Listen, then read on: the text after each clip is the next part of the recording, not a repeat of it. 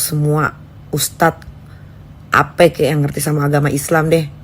Indonesia ini kan apa-apa agama. Nah, Pak, ini yang namanya Waria Isazega ini adalah sampel, Pak, di mana seorang transgender yang mengolok-olok agama Islam, menista agama.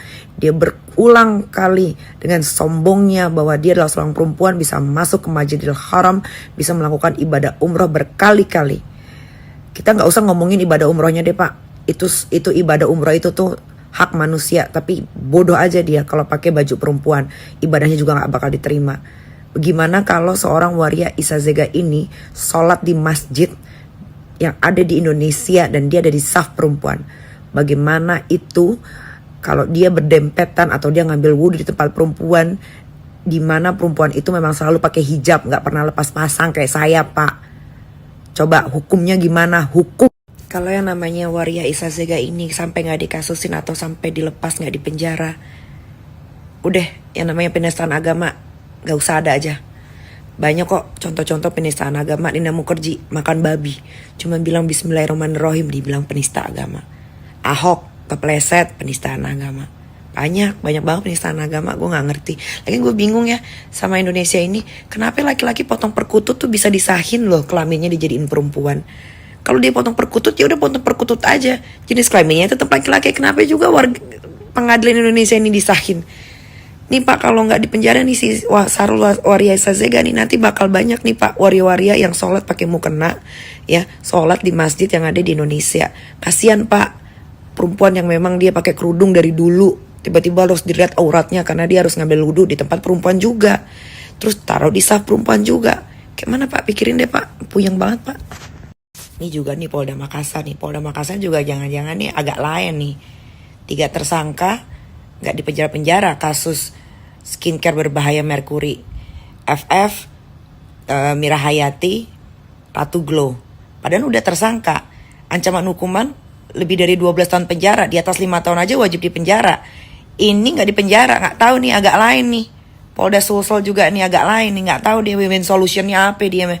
Mereka tuh bisa lenggang langgung tuh sampai Mira Hayati masih jualan skincare-nya di Facebook tuh sampai detik ini. Nggak ngerti lagi gue sama negara inilah. Bilangnya penegakan hukum demi keadilan. Apa yang demi keadilan? Di Makassar tuh banyak ibu-ibu hamil itu pada dipenjara kasus receh. Ini kasus nggak receh, sudah merugikan banyak manusia, keuntungannya banyak, menjual skincare berbahaya. Tapi bebas, cuma tersangka doang. Pakai segala preskon udah ditersangkain. Udah banyak yang produknya udah banyak yang disita. Ya disita doang, tapi masih bisa jualan tuh merkurinya. Apa itu? Pak Kapolri, tolong Pak, minta tolong Pak, izin Pak, dicek anak buah Bapak tuh Pak. Kayak nggak bener tuh Pak, Polda Sulsel Pak. Cek aja Pak, kalau emang mau berantas semua Pak. Yang setengah-setengah Pak, ngaco-ngaco aja tuh. Dia tahu nggak tuh penghasilannya Mira Hayati tuh sebulan berapa itu? Nih, wah, jangan-jangan patut diduga perkutut, kukuruk. Baru lihat nih storynya Waria Isazega Sarul yang bapaknya dukun di Jambi. Dia bilang nggak mau menodai ibadah umrohnya. PA Waria yang udah ditebas. Memang rata-rata Waria nih, gak rata-rata ya, hampir banyak Waria tebas perkutut itu agak shading. Gak mau menodai, lu tuh udah noda. Lu pakai baju perempuan aja tuh udah menodai, mengotori ibadah orang umroh, bukan ibadah lu ya. Ibadah lu gak akan diterima. Lu tebas perkutut aja udah gak diterima itu. Ibadah orang lain lu nodai. Lu nodai tuh satu Madinah itu, lu ada di saf perempuan. Apa?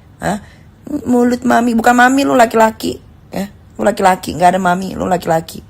Itu tidak bisa dikontrol lagi. Ayo kita ribut yuk. Oke, yuk kita ketemu aja face to face yuk. Harusnya besok jam 3 gue ada di situ. Awas lu nggak pulang besok ya, gue bedil lo.